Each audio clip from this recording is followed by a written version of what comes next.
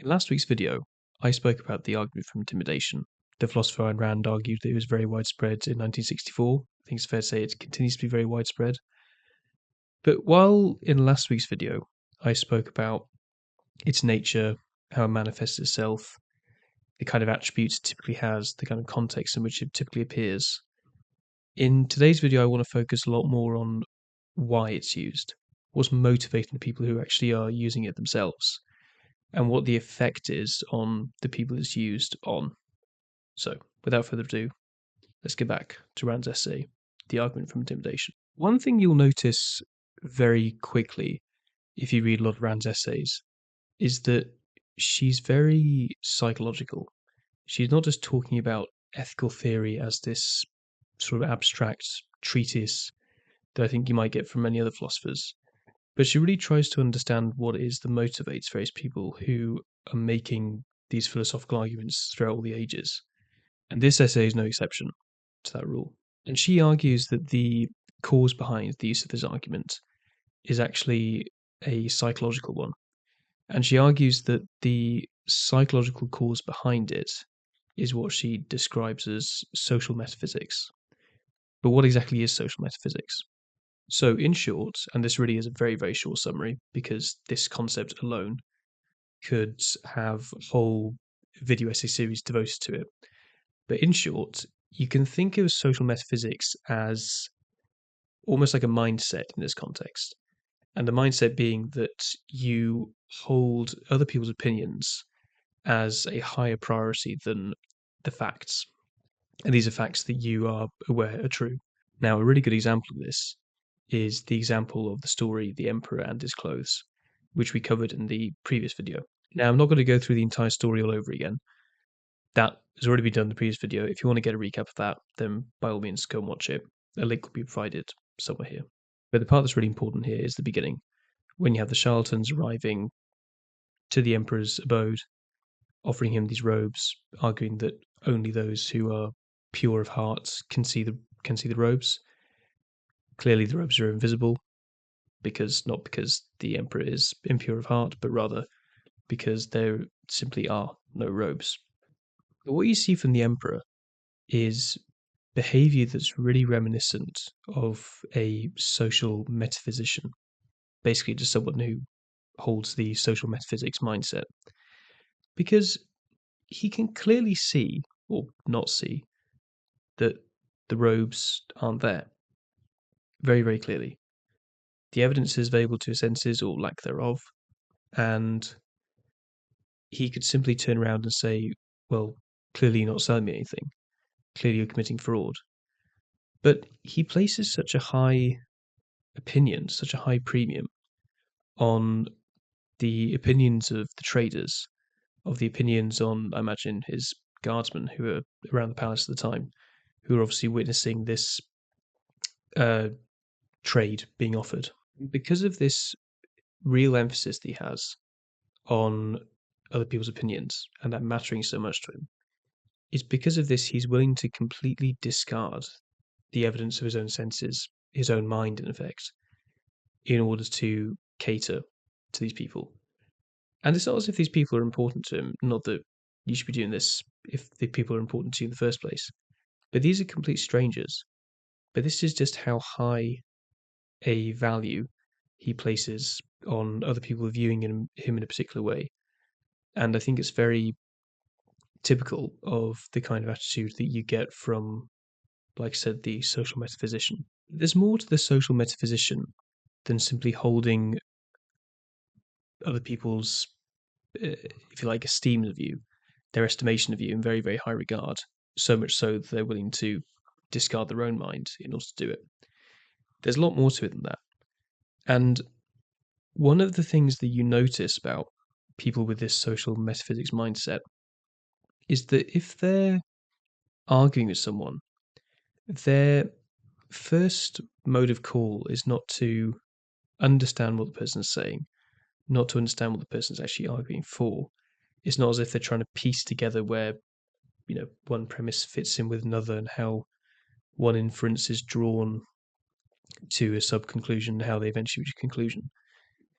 It's not as if they're trying to exercise reason in the process. But what they're trying to do is they're trying to understand whether the arguer is approving or disapproving of the position that they hold. And what's really interesting here is that Round argues that you don't actually have someone who is using their reason. And it's not as if they just opt not to, but it's because they actually don't know how to. And so, in the event of them encountering people who approve or disapprove of them, they essentially use the one weapon, so to speak, that they know how to use. And that is the withdrawal of a moral sanction. Now, it's funny because in the event of this happening, let's say you have two social metaphysicians arguing with each other, and one of them chooses to withdraw a moral sanction from someone.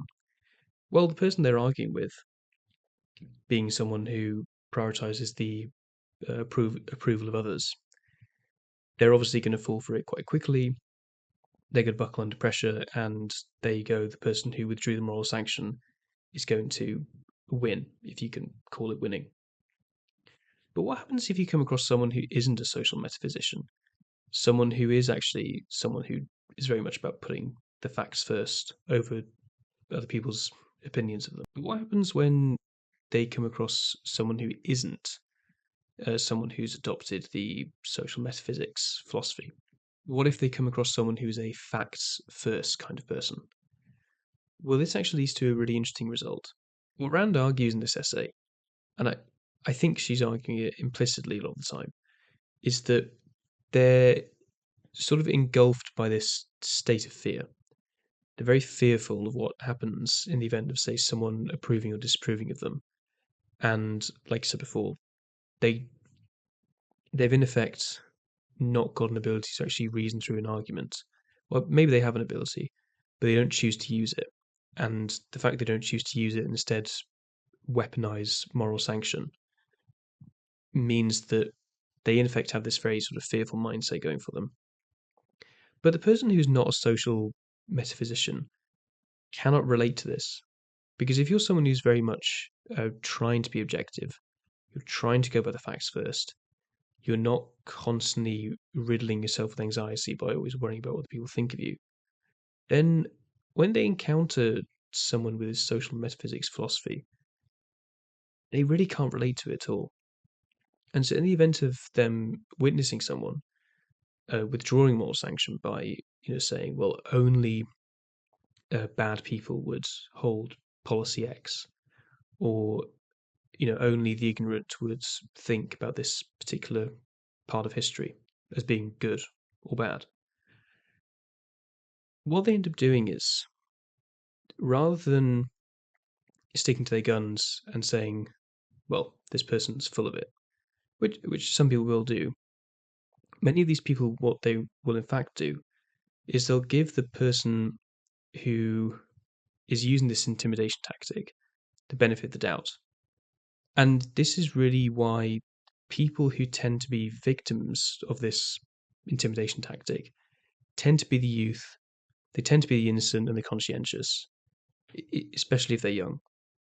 Because if you think about it, if you're someone who's quite young, you're still not very much aware of how the world works a lot of the time.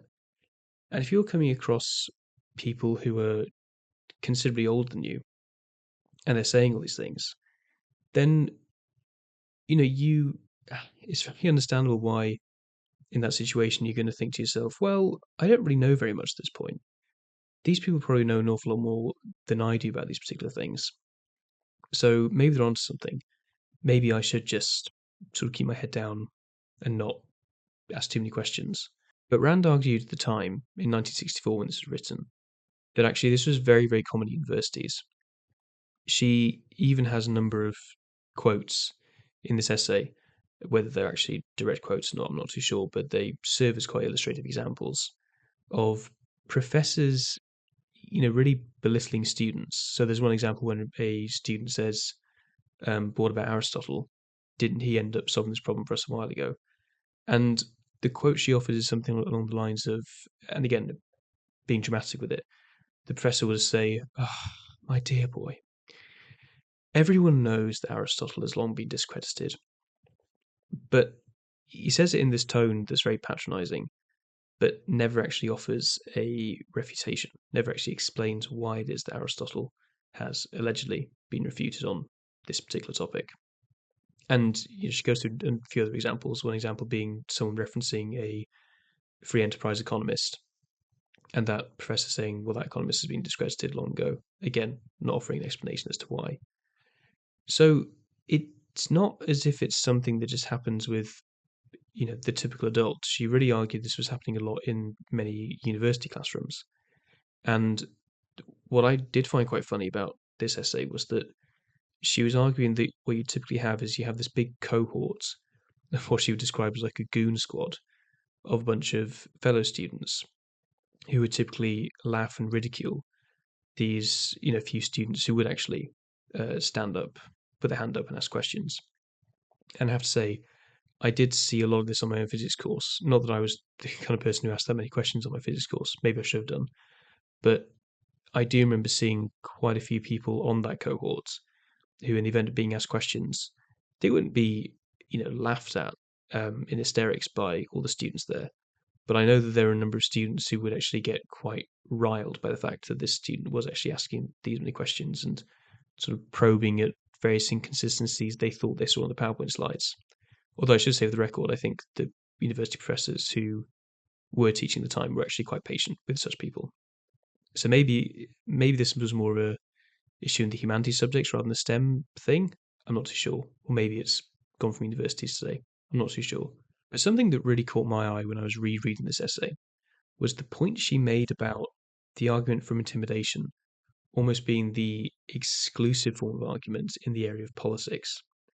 And now, bear in mind, she was writing this in 1964. So, she's obviously not commenting on the politics of today. But I find it really interesting how she talks about how a lot of the time, what you tend to find, and bear in mind, she's not saying this is always the case. I think it definitely goes both ways. But I think she was saying a lot of the time, you often found that at this period of time, the Democrats would launch smears against Republicans, and Republicans would very often buckle under this pressure, leading to them apologizing, groveling in effect.